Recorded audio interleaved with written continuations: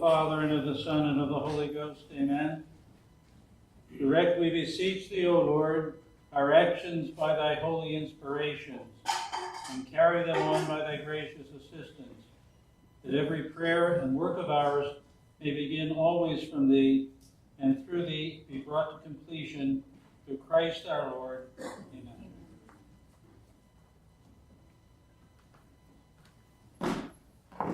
Please be seated.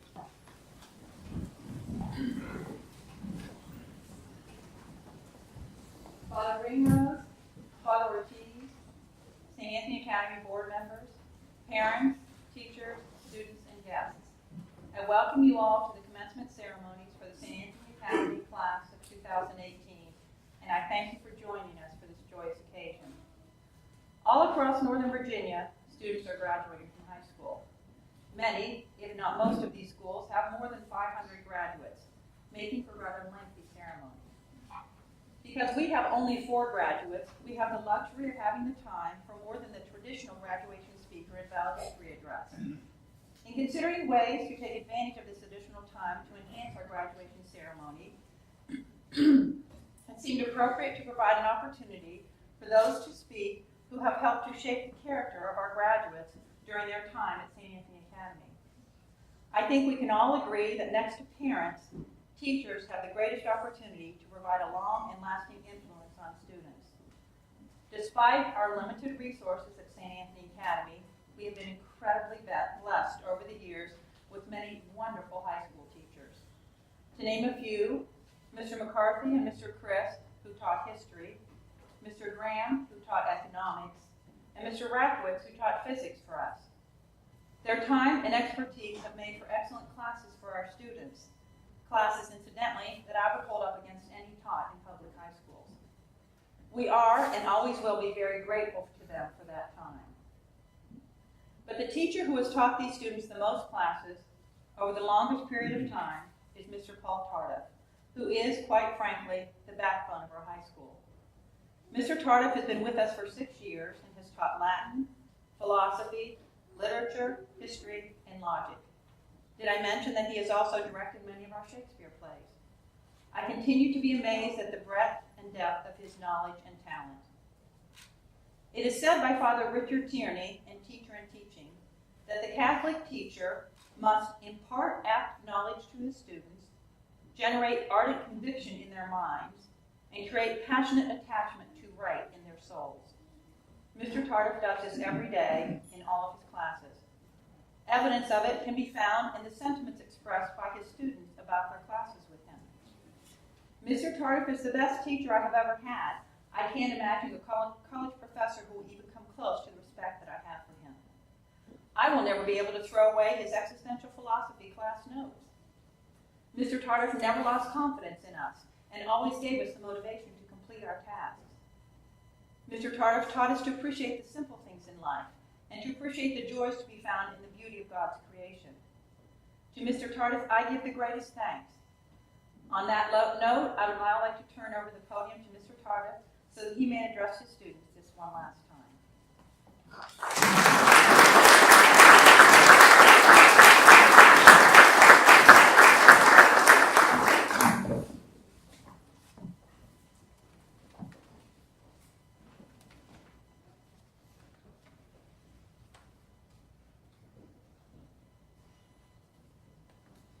Dear fathers, dear families and friends of St. Anthony Academy,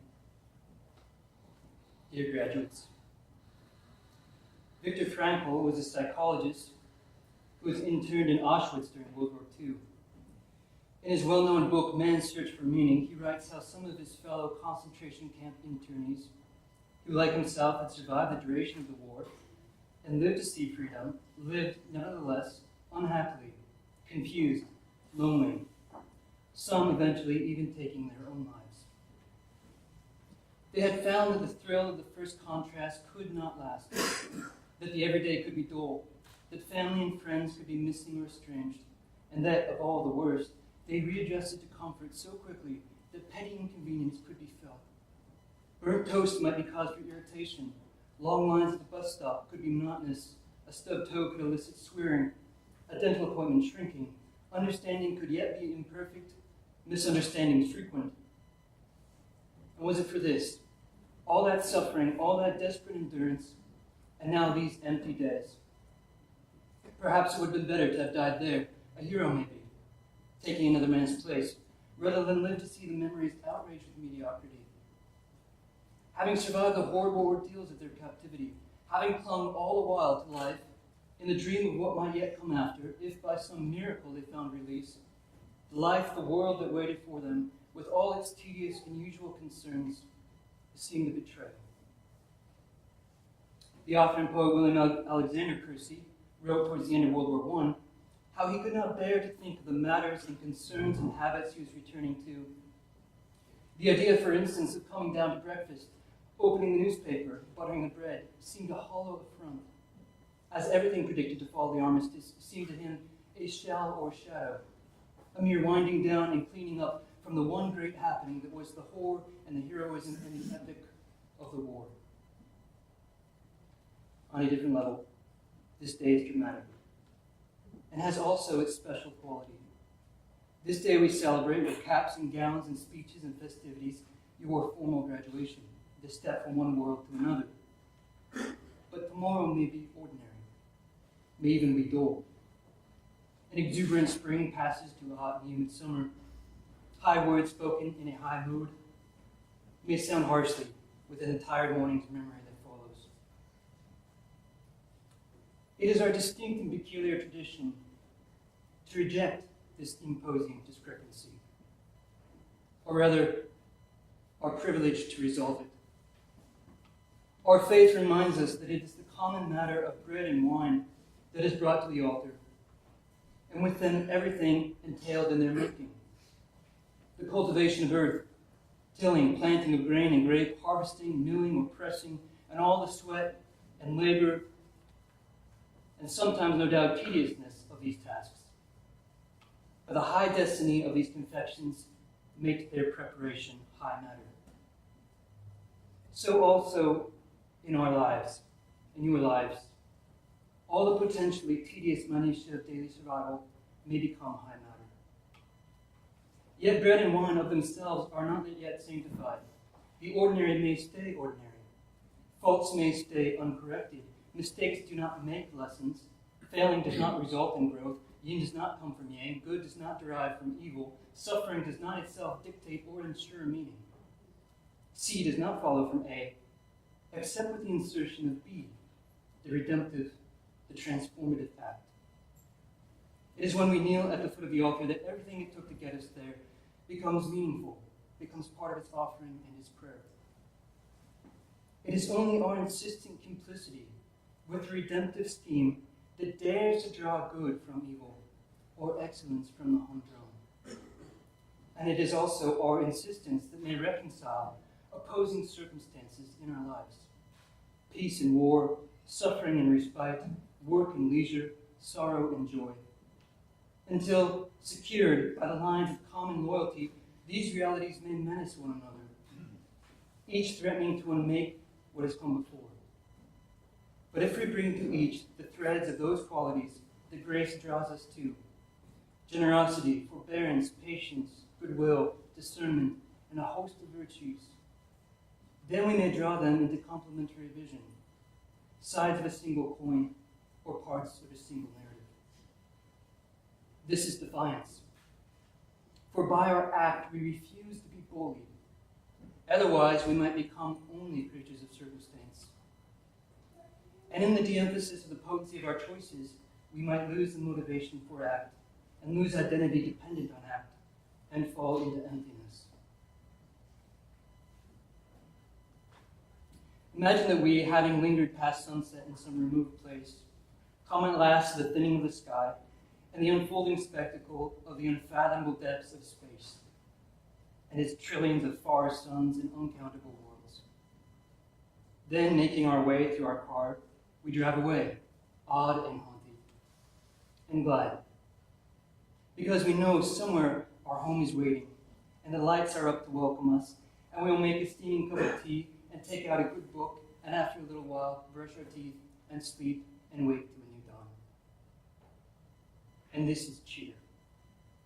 for there are contradictions or complements also in our own natures.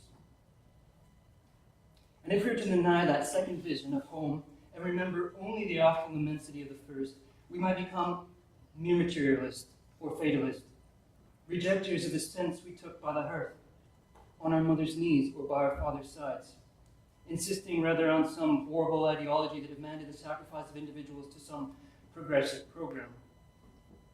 And if we are to deny the first vision, the grandeur, we might become narrow, petty, melodramatic, imprisoned by merely selfish concerns, hedonistic, afraid of discomfort. But if we allow the glad humility of the one and the audacity of the other, the manger and the cross, the high and the homely, then we are ourselves again. And maybe in the meeting of the sweeping updraft and the down, in the clean and piercing cold and the rising heat, we might find the lightning of laughter. And herein lie two halves of some excellent advice I was given when I was 10 years old that I wish to pass on to the four of you. My oldest brother, 10 years my senior and my best friend, and I had read Howard Powell's Robin Hood together, and on my 10th birthday he had gifted me my own copy.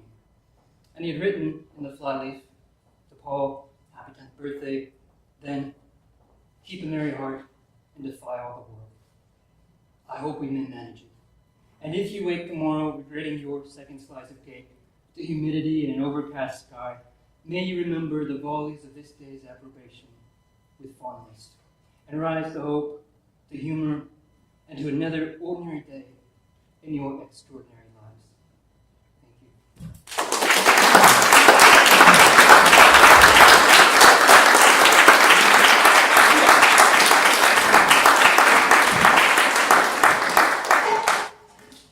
Thank you, Mr. Carter. We all know that religion is the most important subject taught in a Catholic school. When we were founded in 2003, we had to resort to our lay teachers to teach this subject. But in 2015, Father Ringrose officially designated Father Ortiz as our school chaplain. Father Ortiz has been an incredible blessing to our school in so many ways. He comes to St. Anthony Academy twice a week to teach religion classes to all the grades. He leads us in rosaries, attends all our special events, accompanies us on field trips, teaches songs to the students, and blesses religious objects brought in by them. The influence he has had on our students, especially our high school students, cannot be overstated. It can be seen in what they say about his classes. Father clearly loved his time with us and inspired us with a love for the faith. His interjections of humor kept his classes interesting and entertaining. Father's catechism classes have enabled me to more clearly understand and know my faith and have given me the ability to defend it.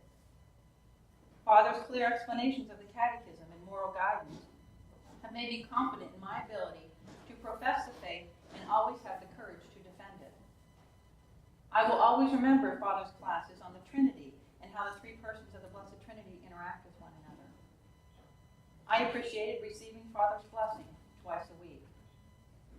From these comments, I think it is obvious that Father Ortiz has been a true spiritual advisor to our students and a wonderful blessing to our school. I would now like to give him an opportunity to say a few words to our group.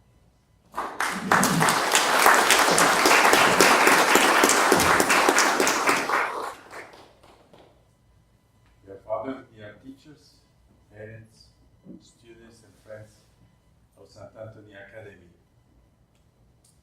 Every year, the graduation ceremony gives us the opportunity of highlighting the importance of the work of Catholic education St. Anthony Academy is striving to achieve. We will never emphasize enough that the most important quality of our school is its Catholic character.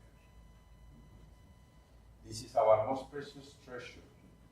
So, to be a true Catholic school is not for us just a label, but it has to be a reality. Now, in order to understand the importance of the religious and moral education in a Catholic school like ours, allow me to recall what we believe Catholic education should be. First of all, we believe, following the teaching of the angel of the schools, St. Thomas Aquinas, that everything which is in conformity with truth, goodness, and beauty is the object of Catholic education. We also believe, as Pope Pius XI said, that the subject of Christian education is man whole and entire, soul united to body in unity of nature, with all his natural and supernatural faculties, such as right reason and revelation show him to be. Therefore, man, fallen from his original state by original sin, but redeemed by Christ and restored to the supernatural condition of adopted Son of God. We believe that to be a teacher in a true Catholic school is not only a job, a means of living, but a kind of apostolate, a vocation, in which self-sacrifice is essential, and in which teachers instill into the students both natural and supernatural principles, teaching them both by word and by example. We believe that more important than imparting knowledge and abilities to the students, a true Catholic school must foster in them daily prayer, the practice of the sacraments, and of Christian virtues. Secular matters like literature, mathematics, history, sciences, etc. are part of our curriculum, and undeniably they are necessary for the future professional life of our students and their success in the world. But we believe that the goal of Catholic education extends beyond this life to eternal life, which is the ultimate goal established by God for all men. We also believe that discipline, order, and civility, though being natural qualities, are also parts of the integral education of our students. We believe that Catholic education, as being the extension and the completion of the education received at home, needs the parents helping and not hindering the work done at the school. They have especially to be careful in protecting their children from the occasions of sin, from the spirit of the world, from bad habits and bad companions. Finally and foremost, in order to be a true Catholic school, and not only name, we firmly believe that our school must possess the spirit of the Church by being faithful to the perennial teaching of the Catholic Church. Nonetheless, we refuse to fall into self-complacency, and we believe realistically that our school could still improve the means to attain the goals of Catholic education. For that purpose, we need to count on God's help and the cooperation of all those who are involved in the very important task of education, the priests, the teachers, and the parents alike. Now, we wish that our 4 students graduated today will produce good fruits as good Catholics in the future life. Thus, they will prove that the dedicated efforts made by St. Anthony Academy for several years to form them in a Catholic environment have not been in vain.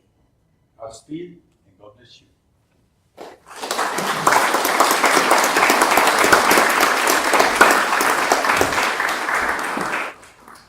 Thank you, Father. I would now like to introduce our valedictorian, Peter Graham. Peter has been at St. Anthony Academy since 2005. He's an excellent student who seems to excel in just about every class that he takes. Peter has been accepted into the honors program at George Mason University and plans to study pre-med. I now present to you Peter Graham for his valedictory address.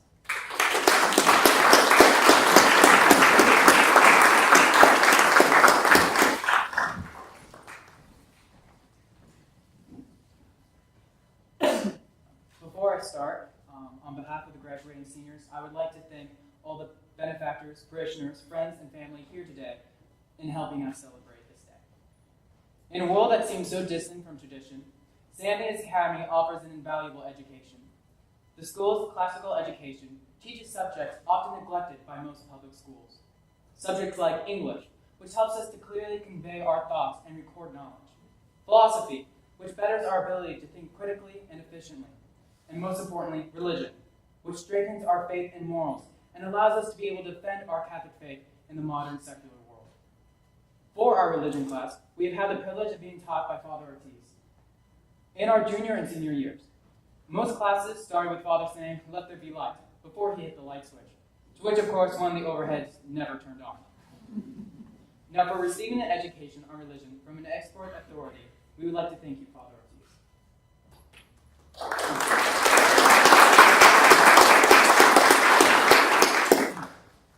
Our main teacher, Mr. Tarda, taught us, the graduating seniors, for all of our 4 high school years and more. He has given us so much knowledge in the fields of philosophy, history, literature, Latin, and English.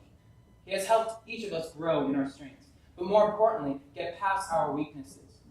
He has been with us through thick and thin, and though we might get our grades back a bit late, give or take a few months, we know he will always be there for us. So thank you, Mr. Tarda.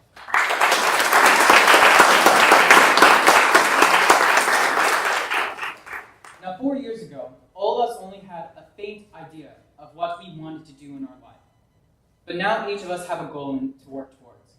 I want to get a degree in biochemistry, Alyssa in digital forensics, Anna Ormond in musical performance, and Isaiah Russell in computer engineering. But the most important lesson we have ever learned from St. Anthony Academy is not an academic one, but it is that even with skill and talent, it is useless if not paired with hard work. Without hard work, you cannot succeed in this life. But even that success is meaningless if you do not have God in your heart. For without God, this life has no value. St. Anthony's Academy would not be here today to give us these lessons if it weren't for the astounding efforts of our many benefactors, volunteers, and school staff. We especially recognize Mrs. Rakowitz, Mrs. Kleeman, and our principal, Mrs. Burton, for all the time and energy they give, all the sacrifices they make for us. We owe to all of you the lessons and skills we have learned and will use for years to come.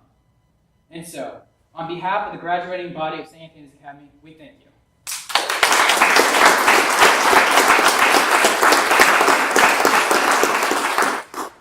But the best way we can show our gratitude is by working hard to be adults you can all be proud of and share the gifts you have given us with the people we meet in the future. Thank you very much.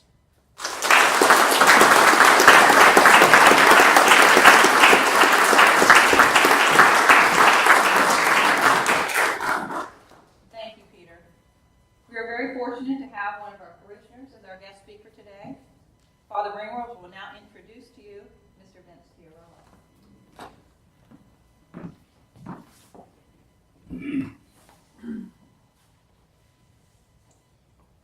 All of you, or many of you at least, know Mr. Chiarella as the usher at the 9 o'clock Mass every Sunday, a function which he has performed for quite a number of years now.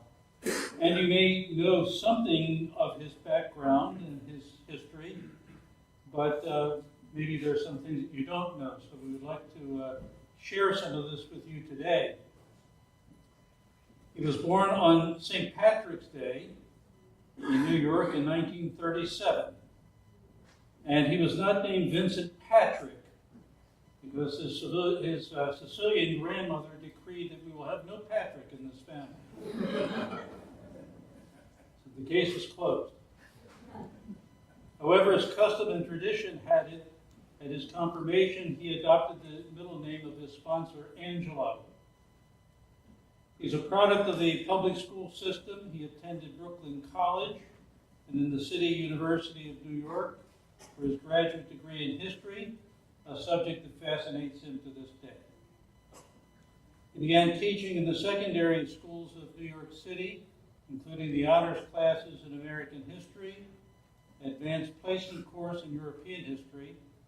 He was reading extensively to prepare for the teaching these courses in European history that his fascination with the Catholic missionary movement and its accomplishments in far-off places like China and Japan began to cast its spell over him, something that continues to this day. Curiosity about the world beyond led him to seek to travel abroad, to see firsthand the lives of others in different parts of the world. It directed him to the perfect position to accomplish that end. He left teaching after a dozen years and was admitted to the U.S. Foreign Service. He and his family would live abroad for 19 years, and his assignments included varying positions at U.S. embassies in Colombia. I don't think Father Ortiz met him there. Let's see, where were we now? Let's see, Colombia, yes, Guatemala, Spain, Norway, the Italian Republic, and at last as counselor to the U.S. Ambassador to the Vatican. While serving in this position at our embassy in the Vatican, as divine providence would have it, he spent a day in the Sistine Chapel during its restoration, and he stood on the scaffolding and touched the ceiling. Certainly a day that he will never forget. In retirement, he spends much of his free time writing book reviews and articles for Catholic newspapers. He recently reviewed a book about the Jesuit missionary in China, Father Matteo Ricci, earlier about the church's missionaries in Japan. Currently, he is writing about the church in Scandinavia after a recent visit to Norway and Sweden. Through it all, his strongest support comes from his wife, Cynthia, his wife of 58 years, without whose unfailing dedication to her family, this journey would never have happened. In the end, however, Mr. Chiarella is convinced that all of this was God's plan, a theme that he will now expand on.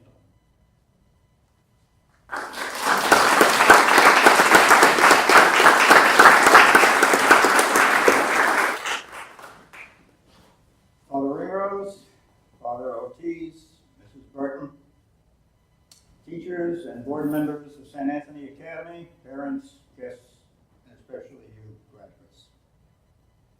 Allow me to thank you, at least all of those of you, who are responsible for this invitation. I'd like to speak, as some of you may have seen or heard it. I like to speak, but I find this particularly a pleasure and an honor to be here today. Before I begin, let me range the midfield by mentioning, well, to start, two things. I do hope that what follows cannot be described as bloviating. What's bloviating? The word is a favorite, or was a favorite, of the unknown 29th President of the United States, Warren Harding, but is rarely used today. In essence, bloviating means to speak at length and say nothing, or at least very little. Perhaps that word will stick with you in later years, but I hope not appropriate today. When I accepted this opportunity to speak, Mrs. Chiarella and I discussed what might be included. She asked what I remembered about my high school commencement address, to which I responded, very little. Well, actually, nothing would be more accurate. But my response, recall, was based on the fact that I graduated from high school during the Middle Ages. So I guess I can be forgiven on that count. But her point was well taken. We tend to recall events that have a personal dimension to them.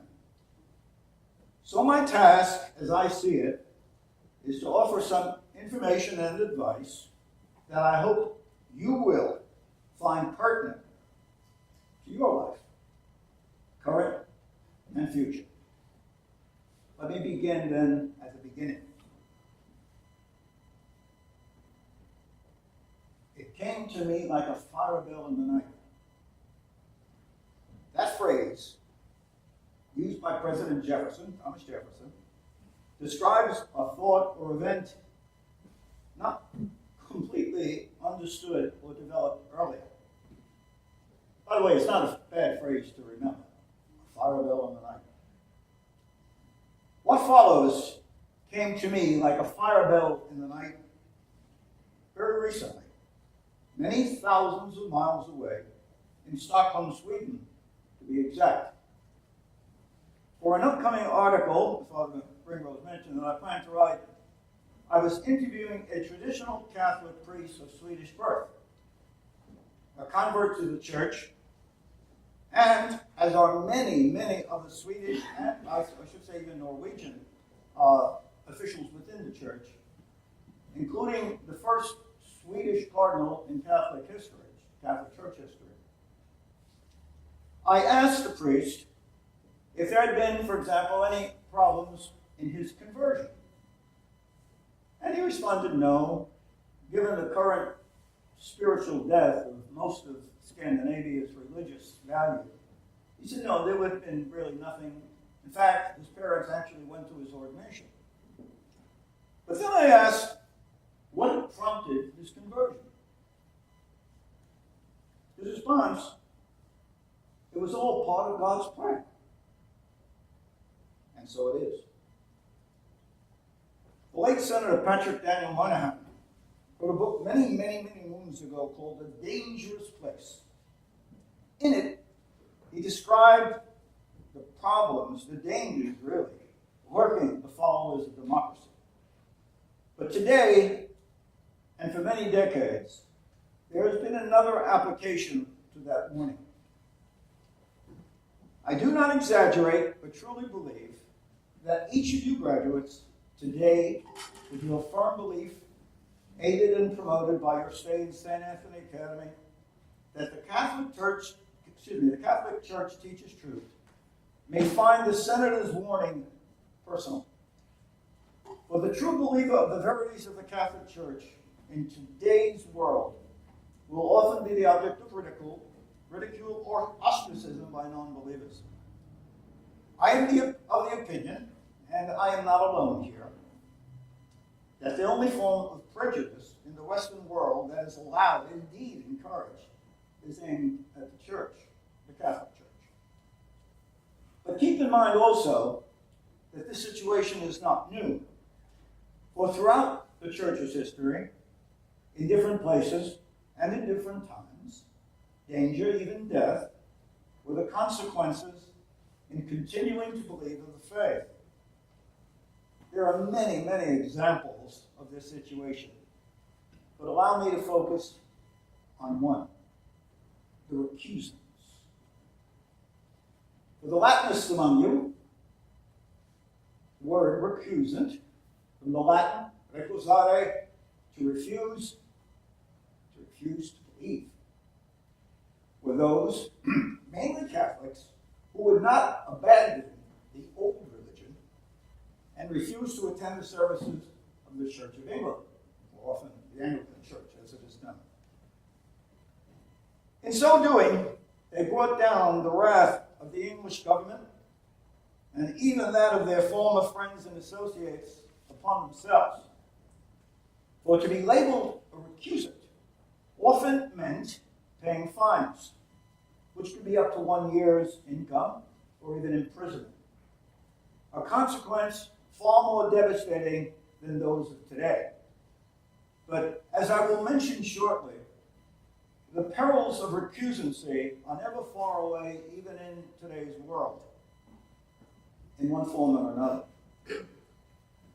According to the traditional Catholic priest, the Swedish government's most successful political party, the Social Democrats, are currently promising that if they win the election next autumn and have the votes to push the bill through the legislature, which, by the way, they currently have, they plan to abolish all private schools, which would also mean the end of all religious schools. If this bill becomes law, will Swedish Catholics, however few of them, become recusants and refuse not only to abandon the old faith, but their schools as well? Time will tell. But back to God's plan and the English recusants. Honing their survival skills, some English recusants left England and traveled to Douai and later to Reims in France. The result was a Catholic Douai-Reims Bible first published in 1609, which remains the authoritative Catholic Bible to this day. But God's plan didn't end there. From Oxford University, scores of English young men went to Louvain in Belgium, where a new generation of Catholic priests would be formed. They, along with others, were instrumental in calling for the Council of Trent, the most important theological council in the modern era, where Catholic doctrine was defined for the next 450 years until the Second Vatican Council. But as surely as what happened to you, what happened in England, God's plan eventually will resolve the break with tradition that Vatican II created. Given the presence of Mr. Professor White, I thought I might just range a little afield one more time and raise the question about the most famous English recusant, probably of all. 8 years ago, my wife and I had the great privilege, honor, to meet an old Jesuit priest, Father Peter Millward. Quite by accident, by the way. Part of God's plan. Over the next 8 years, Father Millward and I corresponded a great deal, and 3 years ago we went to see him. But it was Father Millward's firm belief that William Shakespeare was not only Catholic, but a recusant as well. As he writes, Shakespeare may well have been a crypto-Catholic, if not a papist or a recusant. Like his father before him and his daughter after him. For surely only a Catholic recusant could, in this case, navigate those very, very dangerous times. I would remind that. Shakespeare, the recusant. But what about you? What about God's plan and your life? Now, you must realize, at your age, the telltale signs of that divine plan are not easily discerned or recognized. But I can assure you, for I have experienced it, that God's hand will lead you in the right direction. For as long as you accompany it and your hopes with the first of the theological virtues, faith. Let me relate one more fire in the night, part of the night incident, which, although applies to you today, took place again many moons ago during a visit to a U.S. military cemetery in Normandy. There I saw chiseled into the granite monuments that are part of the cemetery, St. Paul's admonition to Timothy, repeated throughout, by the way, the cemetery. I have fought the good fight. I have finished my course. I have kept the faith. In it, that last part of St. Paul's statement applies here. For God's plan to work, each of you must keep that faith. In concluding, there is a saying attributed to Confucius. By the way, the word Confucius, used today throughout the Western world, was actually coined by an Italian Jesuit in China, Matteo Ricci. But the Confucian saying begins this way: a journey of 1,000 miles begins with one step. As you commence your journey today, you also have taken the first step, and for the rest of the trip, allow me, in the language of Father Ringrose's antecedents, to wish you good luck. For the heirs and for the antecedents of Father Ortiz, buena suerte. Without and mine, buena fortuna. And I cannot, by the way, leave out my two great-granddaughters, Norwegian, Nikki too. To you graduates then, my advice, my suggestion, I hope, keep the faith and rest assured that what unfolds in your life is all part of God's plan.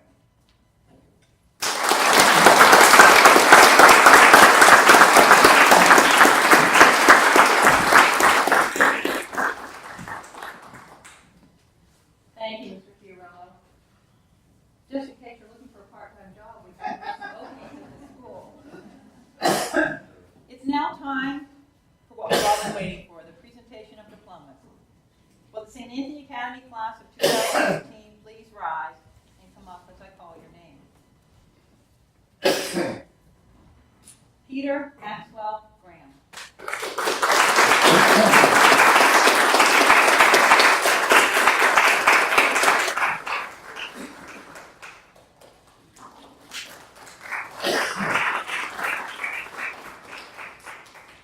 Alyssa Nicole Fleeman.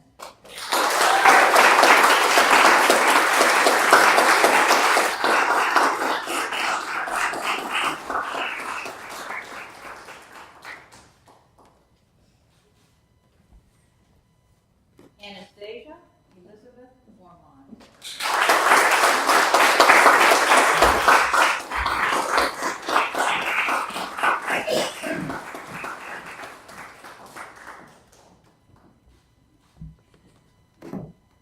Isaiah Gabriel Russell.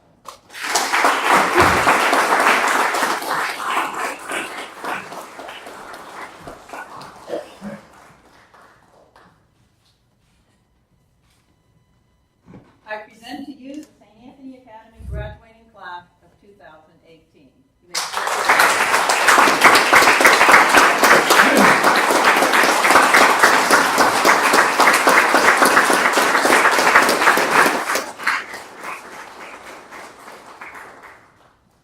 Before our closing prayer, I would like to take a minute or two to say my own words to our graduates. Anna, Alyssa, Isaiah, and Peter, I congratulate you on your achievements, and I thank you for all of your hard work during the years you have been at St. Anthony Academy. I thank you for setting an excellent example for the younger students, and I thank you for the wonderful memories that you are leaving me with. I will miss you, but I will keep you in my prayers, and I ask that you do the same for me and for our beloved school. May God bless you as you begin this next chapter in your lives. Father Ringwald will now say our closing prayer. After which I ask you to join us in the foyer for Kay.